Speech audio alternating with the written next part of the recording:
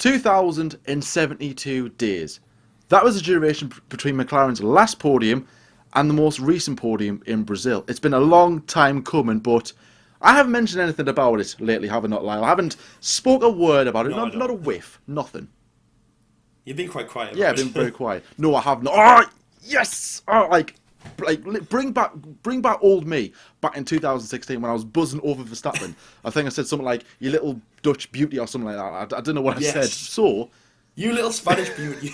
that's what But it rubbed off on somebody, Jordan, the Verstappen love. But I exactly. mean, you can have this moment. You little Spanish, you can have it because I mean, it was You absolutely little incredible. Spanish beauty. That's all I'm going to say. Get in there. Very, very Get unexpected. in there, Oh, Carlos. honestly, man, it's been so surreal to think that I've actually seen McLaren on the podium for once, but kind of not seen them on the podium on TV. But then I did see them after the race. It was a bizarre race and a bizarre podium, but nevertheless, not taking it away, McLaren have finally been back onto the podium. And to be fair, it's been has been due this season for McLaren to be back up there. You know, this season has been so brilliant from the team from the team from Woking, like the really bad patch from from 15 to 17, the weird age of 18, like how it started off really good, then the pace just literally disappeared. Like McLaren were like probably the fourth fastest team in 2018, but then by the end of the season they were like, I think only the Williams was slower than them. So a big transition last season, but this year it's been absolutely superb. And to be fair, it's a season that I've been wanting for such a long time. I've seen the likes of Force India, Racing Point, when they were called Force India, they were getting fourth places. Then the likes of Renault, they were getting fourth places. They were having good seasons, and now I can enjoy it. My boys at McLaren, it's been brilliant. So now, obviously, celebration's over with. Let's get our head down and focus on the last race of the season. However, McLaren getting on the podium has shown that real progress as well, and how the team has gone from pretty much the lowest of the low to now the highest of the highs. And hopefully next season will be a bit better. But are McLaren really back? Is this genuine, what we are seeing here? Is this like expect more of this from McLaren? Or is this just a one-off, isn't it? I hope not. I hope that McLaren do get this momentum going for next season. Like recently, they announced that they're getting a new wind tunnel installed, or the first wind tunnel installed. Big upgrades there. New infrastructure in the background. For example, Andre Seidel, he came in about halfway through the season, I believe, as team principal. In fact, no, I think it was even earlier than that. I think it was like Monaco, I believe. I'm not too sure. He came in as team principal. First full season for him, and of course the two drivers in Carlos Sainz and Lando Norris. The future is looking good, but can McLaren keep up this good fortune, good run result next season? If you remember Renault's season in 2018, which I'll compare it to, you've got them doing brilliantly, getting like the best of the rest, positions between their two drivers at the time, Sainz and Hulkenberg. They finished in fourth place. It was really good. For this season, it was supposed to be an even better season. Hulkenberg and now the new guy, Daniel Ricciardo. And it hasn't worked out like that. Not at all. It's been a very poor season from Renault. And now McLaren are now the Renault from last season. So can we see a repeat in the next season for McLaren where the downfall continues? Well, not continues, but restarts, kickstarts itself once again. Lyle, I'm pretty sure that I know you're not like a proper McLaren supporter as such. You're more Red Bull, but as a Formula One fan, you must have felt like a bit of like a heartwarming moment when you seen Sainz was awarded the podium. And also as well, Yeah, exactly. do you think that McLaren can keep up this form in the next season? Do you think that next season is looking promising, or do you think that I'm not too sure about this one? Exactly. I mean, I was so happy to see Carlos Sainz on there. Well, I mean, I was obviously not on there. Lewis Yeah, Hamilton it was was. at that Yeah. point. But just on a side note, if any of you were watching the Paddock Pass, which is done by Will Buxton, the post-race edition, he actually finds out during that when one of the actual like team crew personnel from McLaren actually tells him, and it's just because obviously McLaren British team, that guy is British as well. Will Buxton is British, and it's just the most British, like one of the most British things I've ever seen. It's like being in the pub. It's like the I don't know, the Euro 2020 the Euro 2020 qualifiers on right at the moment. England are playing. I know we're already through, but let's say we're already playing. There's a few guys out in the beer garden. They're not even watching the game, but they're like, you know, they're England fans through and through. It's like someone just runs out and it's like, guys, England have scored. It's like, what? Yeah, it was probably like when England won the Cricket World Cup. Do you think it's like myself? Yeah, I'm just I'm not a fan at all, but I'm like, oh, brilliant, that's amazing. But like more you know, close fans will be like Will Buxton. But I love Will's reaction. It was amazing. Well, actually, just what you said there, John, the Cricket World Cup, that was actually on when we were at Silverstone, so it's very much like that. We were walking the track when the game was on, and it was like, oh, this is amazing, we're walking through Maggots and Beckett's, oh my god, English, yeah! But, well, actually, you know, the actual moment happened on the bus when we were both, you know, sleeping in the greenhouse going back to Milton Keynes. Anyway, away from that. Was there so much? Oh, yeah, so he found out during the paddock pass, which I thought was absolutely amazing. That moment was amazing for McLaren. It really, really was. And also as well, I mean, Jordan just said, you know, 2,072 days. The last podium was Australia 2014, Kev Magnussen and Jenson Button. And actually, K-Mag got on the podium. I think he was the first Dane to actually get on the podium. And obviously, Daniel Ricciardo won the race provisionally. And then, so K-Mag was in third. I forgot he was in second. And then Danny Rick won the race. Obviously, amazing. Because Rosberg won the race. Daniel Ricciardo came second. I think K-Mag was third. Second. Oh, sorry, yes, that's right. So Daniel Ricciardo got then, but he got disqualified because of something, and then K-Mag was promoted onto another step. So he was second place, and then Jenson Button, who was fourth place, got promoted to third. So it was very much like what we actually saw here, Carlos Sainz getting promoted from fourth to third. But the thing is, Jordan, I just want to quickly say, apart from the podium, so, you know, if Lewis didn't tangle with Albon, he would have been fine. Still, though, it would have been an incredible feat. And of course we gave it a Gasly, which again, I'm not going to mention because it's a McLaren video, but I mean, oh my god, if you didn't watch our review or my review, and, you know, go and quickly check that out, my reactions, I mean, I'm a little bit of a schoolboy. I'm like, you little French beauty, to be honest, I actually was. I mean, you know that I'm a Gasly fan, guys. You know that I've got his top. Obviously, I'm wearing the actual Red Bull guy today, not the not Red Bull guy. But the podium by Gasly was incredible. But so I think that took a little bit of the masking out of the way of it. But I know for a fact that Jordan would have said Carlos Sainz, and I would have said Carlos Sainz if he didn't do that. Because Carlos Sainz, you know, 20th, last place, didn't complete a lap in Q1, had a problem, I think it was it the fuel or something like that, went from the back of the grid to fourth place. Absolutely incredible feat. And he would have definitely been driver of the day if Lewis didn't have that collision with Albon. Again, I think Carlos Sainz probably, in my eyes, would have got driver of the day if he got to third place or if we knew about his third place. Because, I mean, you know, Gasly, incredible. Toro Rosso already had a podium this year, so it is a little bit possible. And, of course, Gasly was at Red Bull, so he did have the possibility. But McLaren, out of nowhere, Carlos Sainz has never been in that position, and he would have been this time around. So absolutely amazing podium. It was amazing that they went back on the podium afterwards. They got Lando Norris up for some reason. I mean, come on, Lando, you finished 8th place. I'm like, enjoy the podium, mate. But like, it reminded me of you know them. It reminded me of like, oh, goodbye, I'm going out. Oh, bring your brother along. And it's like, no, man, it's my achievement. I don't want him coming. It's like, no, bring him along. Bring your younger brother along. You love it. It's like, oh, God. So there's Carlos on the podium with the trophy, which actually Lewis Hamilton did give him the trophy, I believe. So that was pretty nice from Lewis. And I don't know if that happened in Australia. I'd like to think so. And then Lando was on the podium. But as I say, I mean, Carlos's podium with all the guys afterwards was absolutely incredible. And if anything, it might have actually been as good because all the McLaren technicians were there, the boards were there, the champagne was there. So it was just absolutely incredible. I hope they made a bit of a deal about it in Abu Dhabi as well. You know, they might like Sainz go up there again or something. But it was amazing, absolutely incredible. Just what you said there about John, you know, how McLaren are going to feed next year. Well, I mean, in terms of their points, of course, 2012, incredible year for them. Absolutely loved their year. McLaren had their last win in 2012 with Jenson Button in Intergalos, which obviously was the last race, back in 2012, which is, 7 years ago. So a long time, absolutely long time. Obviously, Jenson Button, very special weekend for him because they were also honouring obviously a decade of his win with Brawn. 2013, miserable. I remember it was their lowest scoring season since 1984. 2014, they do come back, 181 points in 5th place, like they do finish, and then it all goes bad with Fernando Alonso and Honda, and of course the rest is history. But this year they're actually pulling it back. At the moment they sit on 140 points in, of course, 4th place, which I do think that they have secured. Yes. And just absolutely incredible achievement by them. Really great. The amount of what they've been able to do with a pretty brand new team. You know, Lando's new, Carlos is obviously new to the team. He was signed in Belgium, I think it was last year. They were the first team to be signed this year. It feels like they've got no problems on their back. Zach Brown, new guy, absolutely love him. I'm not sure what his actual position is now, but of course Andre Seidel has come in, as Jordan said. But Zach Brown, great guy, really liked him. He did a lot of work with the team, and obviously he still continues to do that. We saw him in Silverstone.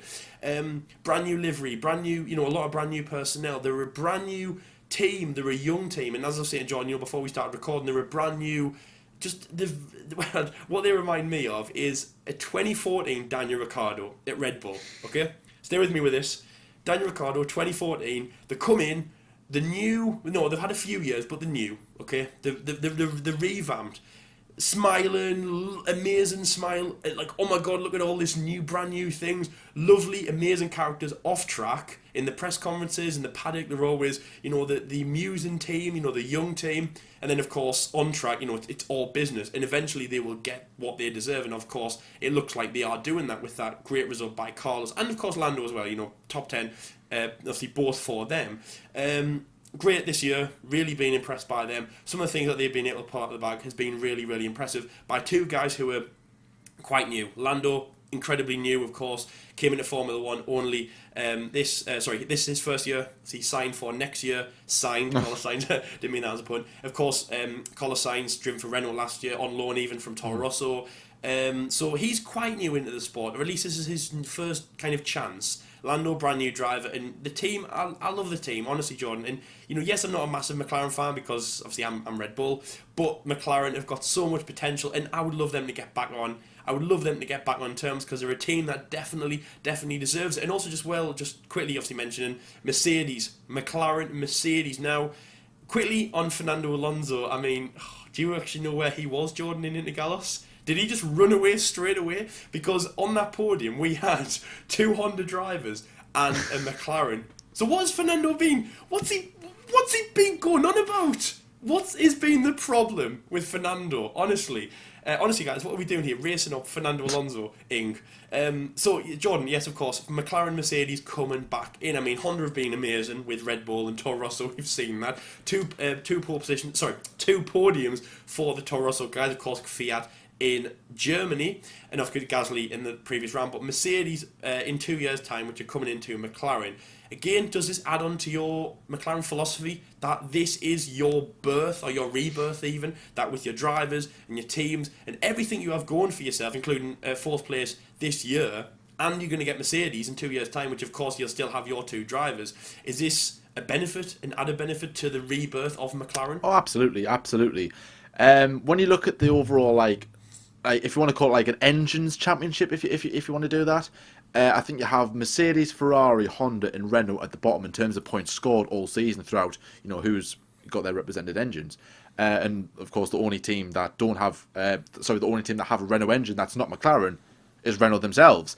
So, and everyone's kind of moving away from the Renault engine because we know how underperforming it's been, how slow it is, how unreliable it's been. And of course, McLaren moving on to Mercedes in 2021 means that as of now, Renault are the only team that will have the Renault engine, of course. So that speaks volumes in a way because you're nobody. I remember in the V8, everybody wanted Renault. It was the engine to have, and now it's the engine not to have. Mercedes are the engine to have. So McLaren, in terms of going forward, this is it has cemented things. Future in the future, but you've got to kind of maintain this. Don't get me wrong, I am excuse me, I am over the moon that McLaren did get this podium, and I hope that this does go forward into next season. But there's every possibility that Renault might cough up a really bad engine, again, and McLaren could be go all the way back to square one, and this could be I don't know, like a momentous season where, all right, it might be just a one-off for now, and the next season could be an utter shambles. So I don't want to jump the gun just yet. I want to keep my feet firmly on the ground and think, right, enjoy the moment. This is a podium, brilliant. I don't think it'll happen in Abu Dhabi. It might, I don't know, but if I'm being realistic, it won't happen. And next season, if I'm being realistic, we might only get one podium next season. I'm not expecting that we're going to be at the front of the grid. But in 2021, I'm very excited because we've got new rules, new regulations, and of course the Mercedes engine. And of course, it'll depend who is the management then, who is the drivers, and if Zak Brown can keep everybody on board, which I believe he will. And just on a quick one as well about Zak Brown, came in I think it was 2016, 2015, 2016, around that time, and he had a big job on his hands, a massive job. You had the Honda engine in, which was unreliable, a very unhappy Fernando Alonso. The management wasn't good. Everything was going wrong, and McLaren was a big mess. It was an utter carnage. Zak Brown's come in, steadied the ship. All right, Alonso's gone now. He wanted to keep him, but nevertheless, he's gone. Employed two very young drivers. A big risk signing Lando Norris. Seidel's coming in. Rotated the backroom staff around. Wind tunnels involved, and it's looking good. It really is looking good. The future is looking bright for McLaren, and most of that is down to Zak Brown, and he's done a really good job. Of course, taking over from Ron Dennis, who was there beforehand, and Ron Dennis has a big name in McLaren. But no, I think we even touched upon the Mercedes engine deal earlier on in the season when it was first announced, and even then I was optimistic, but I wasn't jumping the gun just yet, and I'm still not now. But I think it is still a very good idea, and it's something that McLaren should be excited for, and even more now if this is the kind of results that we could be expecting with the Mercedes engine. But of course, there are other teams with a Mercedes engine, like Mercedes themselves, of course, Racing Point, and of course Williams. Williams might get rid of the Mercedes engine because of it being too expensive.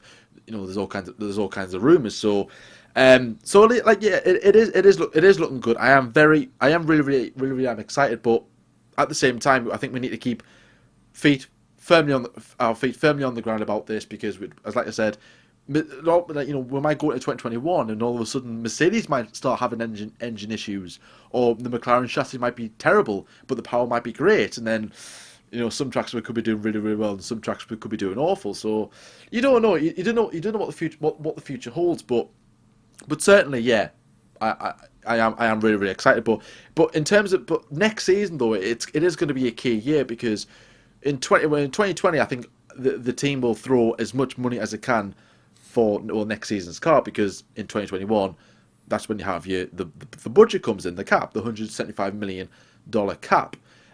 So I think, hopefully, get that car developed for next season. Hopefully, it'll progress on into 2021. But next season is going to be key, and it'll certainly hold. I think it'll probably hold the future of McLaren, and that's going to be, like I said, it is going to be.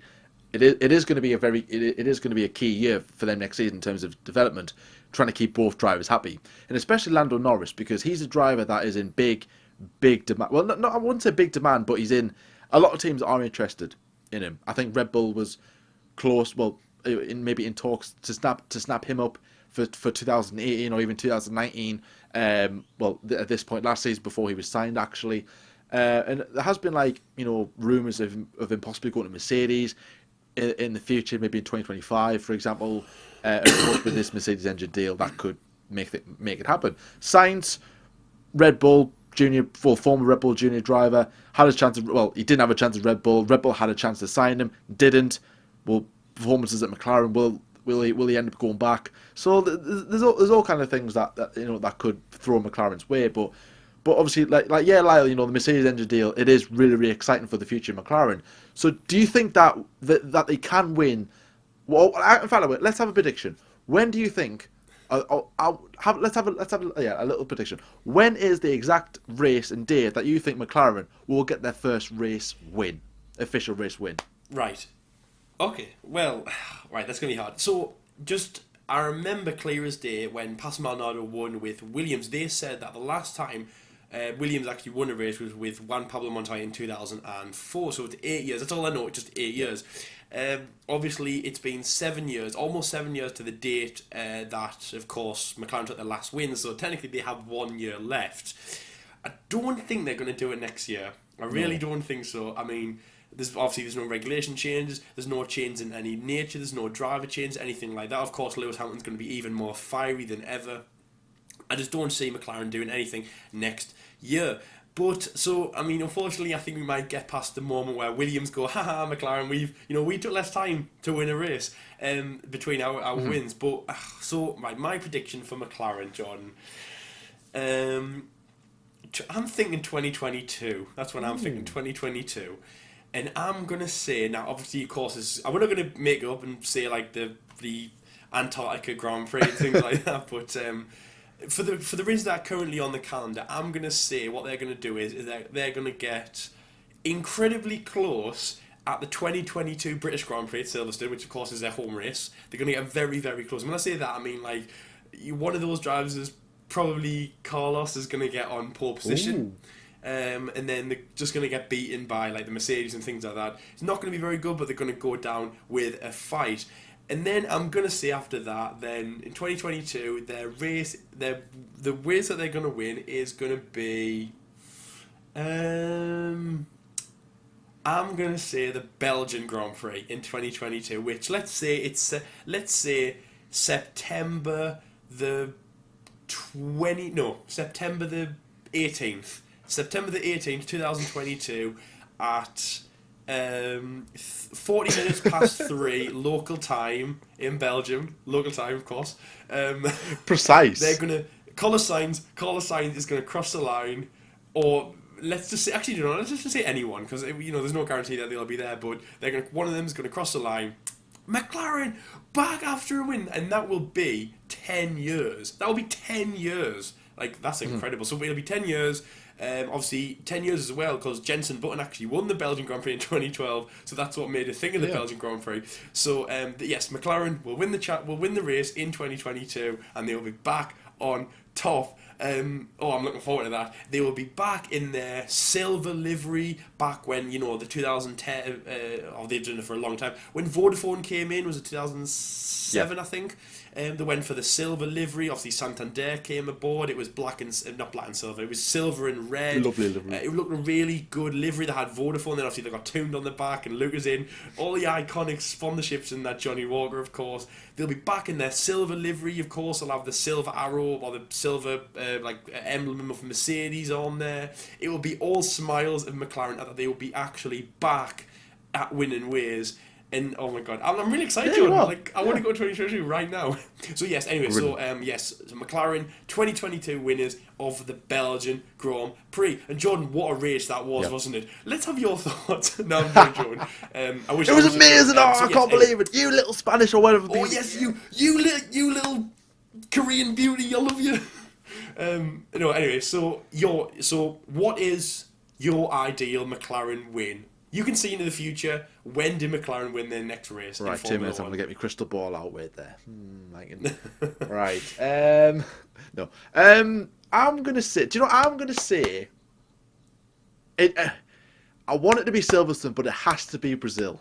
It has to be Brazil, and that's because, of course, McLaren's last win. So I think it's like going in full circle if they win at Brazil. And I'm gonna say, say Brazil 2021. And I'm gonna say, I think it'll be Lando Norris. 9 years. Okay. Yeah, I'm not going to say. I'm not going to give the exact time, because obviously I don't know. But that would be like, obviously it'll be over that 8 year. It'll be 9 years, of course, in 2021.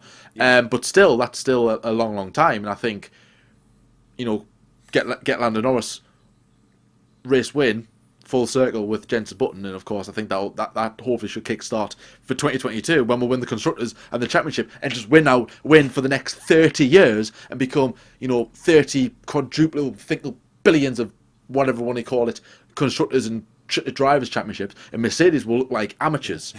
Well, of course, McLaren are still obviously, of course, one of the most beloved teams, drivers and constructors. I don't know off the top of my head, but obviously battling Ferrari and of course Williams and things like that. So if they do win more championships, it's not like they're a team starting from scratch. No. They're just getting back to their winning ways. But I mean, it's so close to happening. But yes, 10 years I think for mine. But it'll be an agonising 10 years. And Jordan, I've got to say, in the next, what is that? So 2019, that's 3 years away, right? So 3 years from my predictions. I reckon it's going to be an agonising 3 years for you, right? Of, you know, 6th places, 5th places, 4th places, and McLaren doing like almost enough. And then to the point where in 2022 you've had enough, and then they do something to turn everyone's head around, a bit like what Toro Rosso did again in Brazil, where they think like, oh wow, they are actually like they're proving what we want them to do. So, but it's going to be exciting. Yes, it looks like they are definitely getting there. So yeah, the future is really looking bright for McLaren. So fans like myself can't wait. So I'm hoping that one day McLaren and Red Bull can reunite their championship battle, and then me and Lyle can have actual debates for once. Yes. About who's going to win, and have like scraps in the street and stuff. Because like we support the same football team, but obviously not the same Formula One team. So if our teams start coming into combat in the championship, expect to see none of this KSI Logan Paul malarkey rubbish boxing match. Me and Lyle, proper grudge match about McLaren and Red Bull. That's gonna be the big cheese. Don't you think I've ever thought of? Oh my god, that was so amazing. I mean, yeah. YouTube, get in touch with. I don't know how they got their fight going, but I mean, yeah. If you want to, yeah. You know, interim battles. Would you guys? We can beat Lewis Hamilton and Nico Rosberg. Would you guys actually pay to see that? Well, then again, like we need McLaren and Red Bull to go for the championship. But yeah, we'll try and get something arranged. But anyways, guys, we're just going off a big tangent there. But anyways, guys, we're going to wrap up this episode. Thank you so much for watching as well. A bit of a shorter one this week because it's been very, very quiet this week. You know, not a lot happening in the world of Formula One because it is almost the last race of the season. The curtain is falling. It is coming down ever so slowly on the Formula One 2019 season. And oh god, just pull it up for one more race, please. I don't know. Well, actually, what I forgot to say on Sunday was it was actually that was my last race review of this year. Obviously, Jordan is doing Abu Dhabi, and like, oh my god, it's my last race. Like, I couldn't believe it. And honestly, so for me, obviously, my first one was back in Bahrain, and the season has just gone. So really, I mean, my kind of recording the reviews has gone from Bahrain to here, and it's just gone so fast. And obviously, of course, again, Jordan opened in Australia, so I think it's going to be quite upsetting as well for him to do Abu Dhabi, the last race of the season, when it's like going to open it up and closing it down. And also, I've said, you know, that Australia kind of reminds me of like the sun rising, and of course, a sunset race in Abu Dhabi kind of also makes Formula One feel like the day. Yeah. Australia, the sun rising, Abu Dhabi, the sun setting. But yeah, I cannot believe we're at the end, Jordan. It's absolutely crazy. It is sad. But just because the Formula One season's ending doesn't mean to say that we're ending so soon. Because we have got some really good content coming up very soon. Of course, we've got our usual race preview and review of the Abu Dhabi Grand Prix, and of course the F1 debate show in between. But in December, there's some really, really exciting videos coming your way. Now, of course, you guys are big fans. Well, some of you guys, anyways, I think, are big fans of the F1 YouTubers Decoded series that we've got going on. So far this season, we've done Chazza HD, we've done Raz and F1, Aldas and Dan from F1 Reviews. Our final one is going to be with Alex Zafro, in case you haven't seen it on our Twitter when we announced it. But this one is going to be a Christmas special edition. Christmas Day it's going to be released. We've also got our normal yearly awards, which I love doing. Our 2019 awards. Yep. That's coming out on Christmas Eve. So get ready for that. I don't know times or anything like that yet about when they're going to be released. But if you haven't already, go and follow us on Twitter to keep up to date with when we release anything, you know, news-wise of videos, times, or anything like that. Go and follow us over on Twitter. I think our links will be in the description below. I've also got something very special coming up on New Year's Eve about the F1 Decades Award. Because as you know, F1 is coming to an end this decade. I know there is the whole debate of, 2020 is the end of the decade and stuff, but in terms of the same numbers, in the tens, if you want to call it that, then it is coming to the end. 2010, 2011, 2012, so forth. So, to me, you didn't celebrate the new millennium in 2000. You celebrated the new millennium in 1999, well, 1999 going to 2000, so you wouldn't celebrate in the decade in 2020 going to 2021. Exactly. Hey, come on, people. Exactly, on, people. What's going on? I understand the logic, but you count 2010 as season 1, so really there's 10, 2019 is the 10th season since then. and you wouldn't cast 2020 as season 11 because there's 10 in a decade. Anyways, so Decade Awards coming up on New Year's Eve. Can't wait for that, and hopefully some content in between. Of course, we'll still be doing different debate shows, but keep an eye and also as well, guys. We've got a new look coming very, very soon for 2020. So I'm very excited to. That's like a little sneak preview because we haven't mentioned anything like that before. So we've got a new look coming for 2020. So stick around for that. We'll announce them probably at some point next season as well. So can't wait for that. But anyways, guys, you've been a pleasure as always and of course, obviously for us to do the show this week as well. Love every minute of it. Thank you so much for watching as well. If you're new around here, then of course please drop up a sub as well. And of course, if you have liked this video, please drop us a like as well. And of course, comment below about anything that we've said in this video, which is only Mclaren, of course.